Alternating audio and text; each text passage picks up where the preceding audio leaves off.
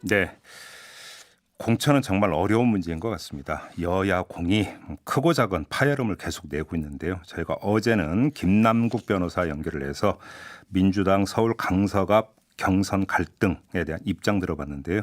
자, 오늘은 미래통합당으로 가겠습니다. 역시 이 당도 공천과 관련해서 이런저런 파열음을 내고 있는데 급기야 엊그제는 이해운 의원과 유승민 의원 사이에 주고받은 문자 메시지까지 공개되는 일이 있었죠. 자, 이 문제 어떻게 봐야 될지 새로운 보수당 출신으로 미래통합당의 최고위원이 된 이준석 위원 연결해서 입장 들어보겠습니다. 자, 나와 계시죠? 네, 안녕하십니까? 네. 그냥 거두절미하고 좀 그러니까 하나하나 짧게 여쭤볼게요. 그러니까 이게 이해운 의원의 그러니까 스마트폰에 떠있던 문자 메시지가 찍혀서 보도가 됐던 거잖아요. 예. 이 문자 메시지 의도적으로 노출한 거라고 보십니까?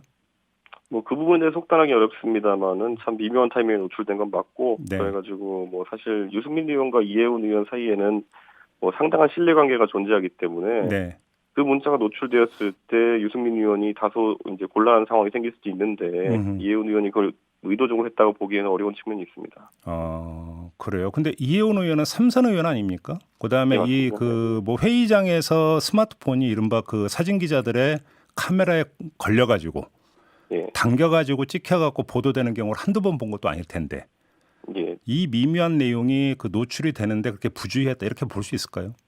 저도 뭐 사실 예전에 그 회의장에서 네. 전 뭐 국회 본회의장은 아니지만은 최고위 회의장에서 집에 택배 온 거 확인하다가 찍혀가지고 곤란 겪은 적이 있습니다. 뭐 그거는 뭐 그런 그래요. 일들은 부직이 있습니다. 보도되는 것이 적어서 그렇지. 예. 그래요. 예. 아무튼 근데 이 문자 메시지 내용에 보면은 아주 미묘한 어떤 그 내용과 미묘한 표현이 들어가 있거든요. 예. 일단은 그 이해운 의원은 컷오프 대상으로 되어 있다라는 것인데 최고위원에서 혹시 확인한 바가 있습니까?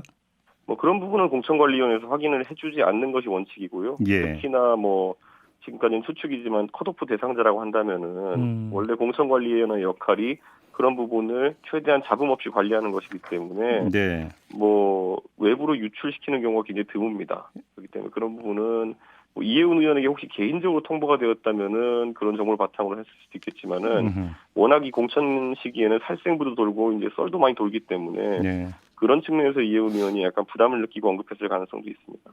그 이 문자 내용을 보면 유승민 의원이 김용호 공천관리위원장을 두고 갈수록 이상해지네라고 이제 그 표현한 것으로 되어 있는데요. 이건 어떻게 받아들여야 되는 겁니까?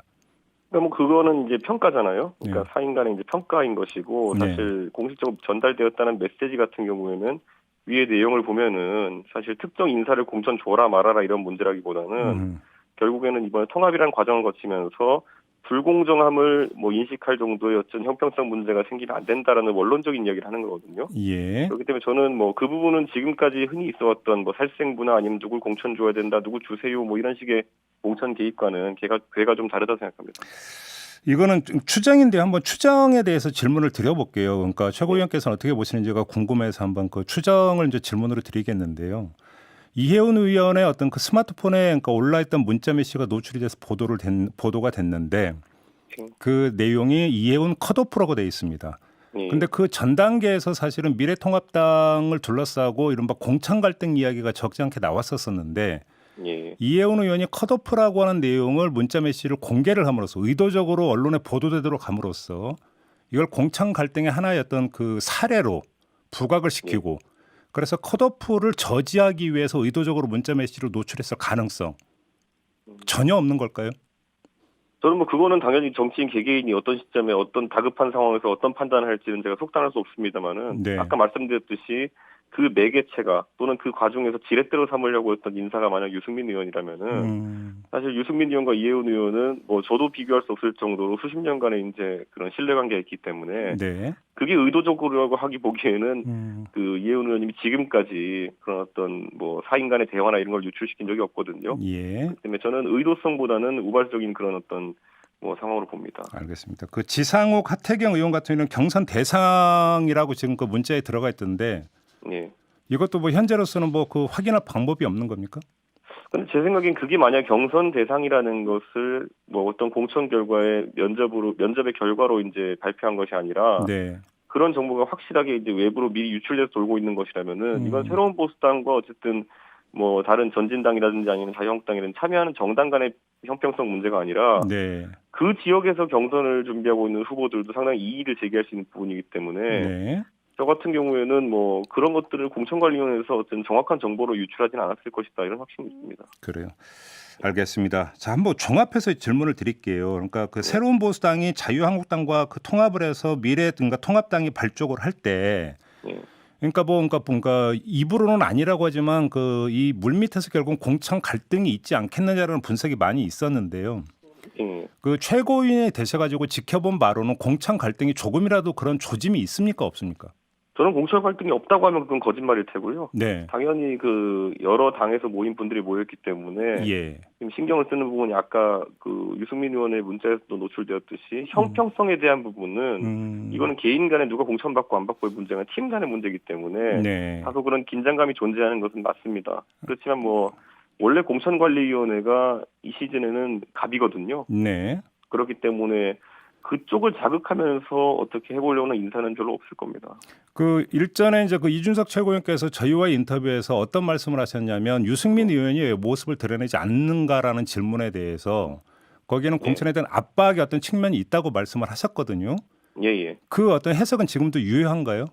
저는 그런 부분이 가능하다 보고요. 다만 네. 그 해석이라는 거는 어쨌든 그 인적 쇄신이라는 것이 선거 승리의 지금 필요 조건이거든요. 네. 그렇기 때문에 어쨌든 통합의 한 당사자이기도 하고 또 당의 뭐 중진 의원으로서 본인이 어쨌든 내려놓는 선택을 한 것도 아까 말했던 인적 쇄신의 일환이고 네. 대신 그에 상응하는 그런 어떤 공천관리위원회의 좀 전격적인 어떤 행동들이 있어야 된다는 공감대는 있을 것 같습니다. 그러면 그 앞서 이야기했던 문자 메시지 내용으로 돌아가서 하나만 더 질문을 드리겠습니다. 예. 이 그 문자 메시지를 계기로 유승민 의원이 예. 공천관리위원인 김세연 의원과 또 한 명에게 의사를 전달한 것으로 지금 돼 있지 않습니까?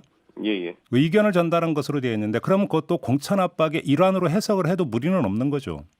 저는 뭐 사실 그게 아까 말했듯이 특정 인사에 대한 어떤 개입이라 그러면은 상당히 파급력이 있을 수 있겠지만은 네. 결국에는 뭐 원칙에 대한 부분을 이제 계속 언급한 것이기 때문에 네. 그리고 뭐 공천관리위원회에 보면은 지금 저희 공천관리위원회가 외부 인사들로 대부분 구성돼 있거든요. 네. 그래서 그 안에서 당연히 뭐 김영호 의장님하고도 의정 활동을 같이 했으니까 유승민 의원 친분이 있을 것이고요.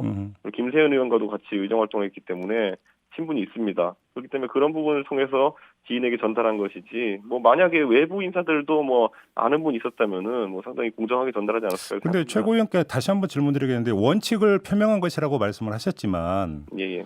우리 국어 시간에도 보면 직역이 있지만 의역이라는 것도 있는 것 아니겠습니까? 예, 있습니다. 예, 예. 영어군요. 국어가 아니라. 아무튼 그러면 받아들이는 공천관리 의원 입장에서는 이걸 그냥 원칙을 밝혔네 이렇게 받아들인 게 아니라 그건 당연히 의역을 하게 돼 있는 거 아닌가요? 저는 당연히 의역을 한다고 볼 수도 있지만 그렇기 때문에 공천관리위원회에서 그저께 이제 굉장히 이런 부분에 대해서 우려가 많은 점을 인지하고 결국에는 앞으로는 공천관리위원회한테 해가지고 뭐 부담을 느낄 수 있는 압박을 느낄 수 있는 그런 어떤 행동들이 나오지 않아야 된다라고 이야기했거든요. 네네. 저는 그거는 뭐 유승민 의원만을 지칭했다 보기는 어렵고요. 최근에 보면 어떤 인사 같은 경우에는 본인이 전략 공천을 받았다고 외부에 나가서 이제 공개하고 다니지 않았습니까? 예.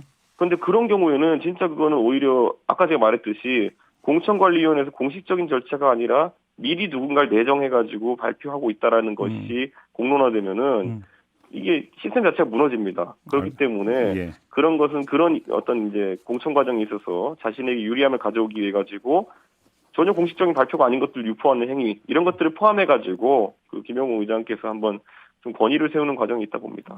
그 어떤 의원이에요? 자기 전략 공천 받았다고 밖에 나가서 이야기한 의원이? 아니 알면서 물어보지 마세요. 저 몰라서 여쭤본 건데 알겠습니다. 이 문제 여쭤보겠습니다. 이현주 의원이 이현주 의원의 부산 영도 전략 공천설이 돌면서 김무성, 장제원 의원이 이거에 대해서 입장을 밝힌 거 바가 있고 갈등 내지 공방이 진행이 되고 있는데요. 이 문제 어떻게 풀어야 된다고 생각하십니까? 아니 모르고 있다 하시면서 바로 그렇게 물어보시면 제가 뭐가 됩니까? 아 이게 그 경우였습니까? 끝까지 모른 척 하시는 거예요. 아무튼 이 문제는 어떻게 풀어야 된다고 생각하십니까? 저는 뭐 당연히 장제원 의원님이 부산에서 계속 정치해 오셨고 뭐 김무성 대표도 그렇고요. 뭐 부산 지역의 사정은 그쪽 의원님들이 제일 잘 아시지 않겠습니까? 예. 저는 보통 이제 그 전략 공천이라고 하는 어떤 형식이 사용되는 경우는 후보 간의 경쟁력이 그 당내 후보 간의 경쟁력이 현저히 차이 나가지고 뭐 선거에 빨리 이제 준비를 시켜야 되는 경우에 많이 나오거든요. 네네. 근데 지금 뭐 제가 알기로 해당 지역구에 경쟁하시는 분들 같은 경우에는 뭐 부산에서 인지도도 상당하고 뭐 이제 뭐 법조인으로서의 어떤 커리어도 좋고 이런 분들이기 때문에 예. 저는 그런 상황에서 지역 내에 어쨌든 당원들의 통합이나 아니면 반발을 좀 최소화하기 위한 어떤 그런 목적으로라도 그런 부분은 뭐 말이 앞서 나가는 것보다는 최대한 어떤 그 합리성을 바탕으로 진행돼야 될 것이다 이렇게 봅니다. 그게 이제 경선이 원칙이다 이런 뜻으로 이해를 하면 되는 거죠? 아니 만약에 뭐 어떤 전략공세 사유가 있다 하더라도 아까 제가 말한 것처럼 네. 그런 사유를 밝히지 않고 그냥 전략공세 발표하면요 일반적인 사유는 그냥 경쟁력이 현저히 차이남입니다. 알겠습니다. 그러니까 그러면 이제 전략공천위에서 뭐 피해를 본 사람 입장에선 네. 지역구에 내가 굉장히 경쟁력이 현저히 떨어진 사유가 있다고 그 지역구민이 오해할 수 있겠구나. 아니면은 뭐 드러나지 않은 범죄가 있겠구나라고 생각할 수 있겠구나 이런 정도의 피해를 입을 수 있기 때문에 네. 최대한 잘 설명을 해야죠. 그건. 알겠습니다. 어제 그 홍준표 전 대표가 이제 공천관리위원회 면접을 봤는데요. 면접 후에 기자들에게 뭐 그 공천 안 되면 무소속 출마 또는 정계 은퇴 이런 이야기를 했습니다. 홍준표 전 대표 문제는 어떻게 뭔가 처리가 돼야 된다고 생각하세요? 뭐 제가 어제 최고위원회에서 공개적으로 발언했던 것이 네. 앞으로 우리 당의 이제 중진이나 아니면 당 대표급 대선 주자급 인물들 같은 경우에는 그 사실 뭐 서울의 한강 남쪽 어딘가나 아니면은 뭐 부산 바닷가 따뜻한 곳 이런 데 자꾸 가려고 하는 움직임이 있다면은 예. 굉장히 그 당원과 국민들이 지탄할 것이다. 저는 선거에 이기기 위해서는 제가 뭐 평소에 다른 신을 믿는 분도 있겠지만 저는 두 개의 신을 믿습니다. 그게 헌신하고 혁신인데요. 네. 적어도 그 중진들이 헌신은 해야죠. 그건. 아 그래요. 그러면 예를 들어서 그럼 김태호 전 경남지사도 그러니까 고향 출마를 그러니까 뜻을 굽히지 않고 있는데 만약에 이 뜻을 굽히지 않는다면 컷오프 시켜야 된다 이렇게 보시는 거네요. 정리라면. 저는 뭐 원래 읍참마속이라는 게 있지 않겠습니까? 예. 그런데 다만 이제 뭐 아까 김태호 지사나 아니면 홍준표 대표 같은 경우에는 네.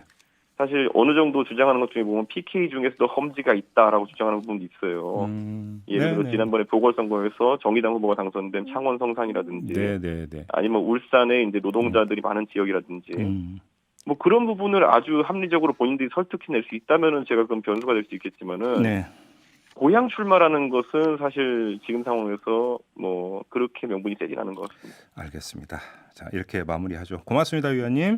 예, 감사합니다. 네, 지금까지 미래통합당의 이준석 최고위원이었습니다. 이슈의 핵심을 꿰뚫는 예리한 시선, 믿고 듣는 진품 시사 김종배 시선 집중.